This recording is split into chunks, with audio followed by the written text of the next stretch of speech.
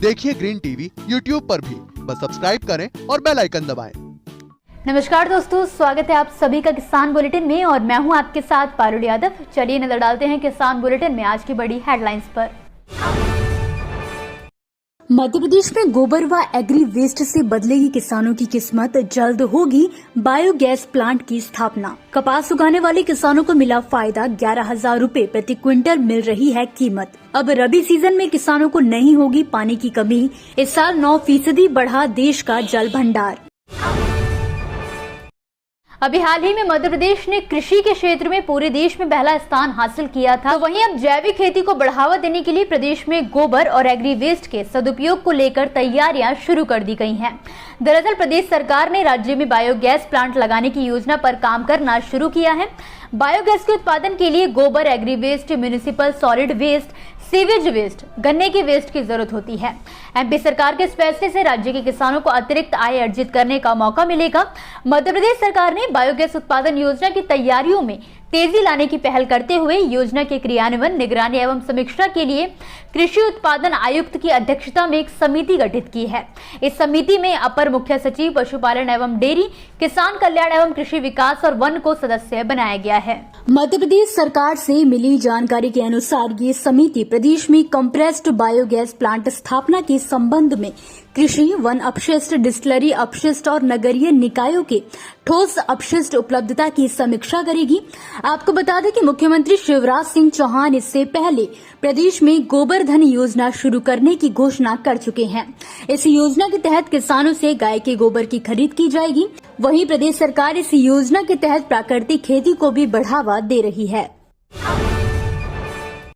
महाराष्ट्र में सोयाबीन खरीद के साथ साथ अब कपास की खरीदारी भी शुरू की जा चुकी है। अच्छी बात यह है कि कपास खरीद शुरू होने के साथ ही किसानों को इसकी कीमत 11,000 रूपए प्रति क्विंटल तक मिली है, जिससे किसानों में काफी खुशी का माहौल है। हालांकि किसानों का कहना है कि अगर यही भाव मिलता रहा तो उन्हें मुनाफा होने की पूरी उम्मीद है। पिछले साल की अगर बात करें तो किसानों को 13,000 रूपए प्रति क्विंटल तक कपास के दाम मिले थे, जिससे उन्हें काफी फायदा हुआ। इस बार भी दशहरे पर शुरू हुई कपास खरीद में उन्हें दाम अच्छा मिला है। आमतौर पर कपास की कीमत 7,700 से लेकर 8,000 रूपए प्रति क्विंटल के बीच होती है। वहीं सुजल कृषि उद्योग की ओर से पहले दिन 10 क्विंटल कपास की खरीदारी हुई है। पिछले साल आखिरी चरण में इसी जिले में कपास का 10,000 रूपए प्रति क्विंटल का भाव मिला था। जरूरी बात यह है कि बीते दिनों हुई बारिश के चलते कपास की काफी फसल बर्बाद हुई है, जिसके चलते इस बार आवक कम रहने की भी आशंका जताई जा रही है। और अगर आवक कम होती है तो निश्चित रूप से कपास की कीमत और बेहतर हो सकती है। लेकिन वही कीमत अच्छी मिल भी जाती है तो अंत में किसानों को उत्पादन में गिरावट का खामियाजा भुगतना पड़ता है। जहां एक और कई राज्यों में धान की सरकारी खरीद शुरू हो चुकी है, तो वहीं कई किसान अभी भी कटाई के कामों में लगे हुए हैं। तो वहीं इस बार धान के उत्पादन में कमी आने का अनुमान है, जिसकी मुख्य वजह मानसून की बेरुखी है। असल में मानसून की बेरुखी के चलते कई राज्यों में कम बारिश हुई थी, जिसकी वजह से धान की फसलों पर सूखे की मार पड़ी थी। लेकिन आगामी रबी सीजन में किसानों पर सूखे की मार नहीं पड़ेगी।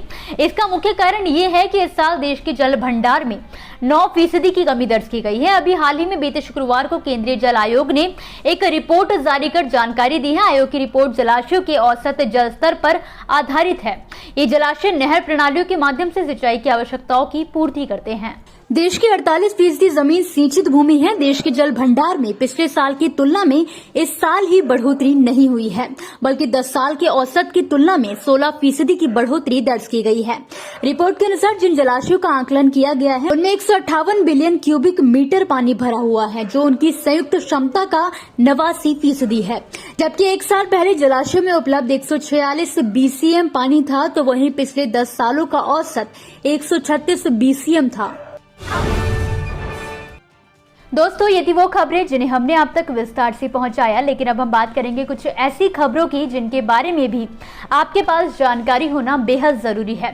तो चलिए फटाफट से एक नजर डालते हैं खेती किसानी और कृषि क्षेत्र से जुड़ी आज की छोटी बड़ी अपडेट्स पर।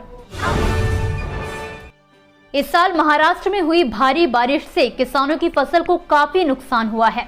सोयाबीन और कपास की फसल खास तौर से प्रभावित हुई है।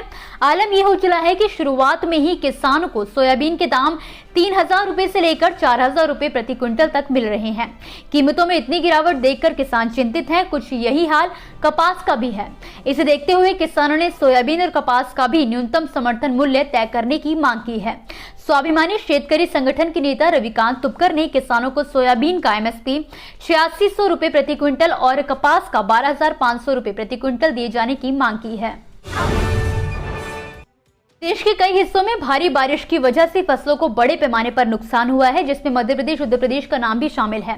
जाहिर है कि इनमें से लाखों प्रभावित किसानों ने फसल बीमा भी करवा रखा था, जिसे ध्यान में रखते हुए सरकार ने किसानों से 72 घंटे के अंदर फसल नुकसान की सूचना देने के निर्देश जारी किए हैं। इस बीच राजस्थान सरकार ने बीमा कंपनियों के टोल फ्री नंबर भी जारी कर दिए हैं ताकि किसानों को आसानी हो सके। सरकार ने कहा है कि किसानों को 72 घंटे के अंदर खराबी की सूचना संबंधित जिले में कार्यरत बीमा कंपनी को देनी होगी। कृषि विभाग ने बीमा कंपनियों को तत्काल सर्वे काम शुरू करने के भी निर्देश जारी कर दिए हैं।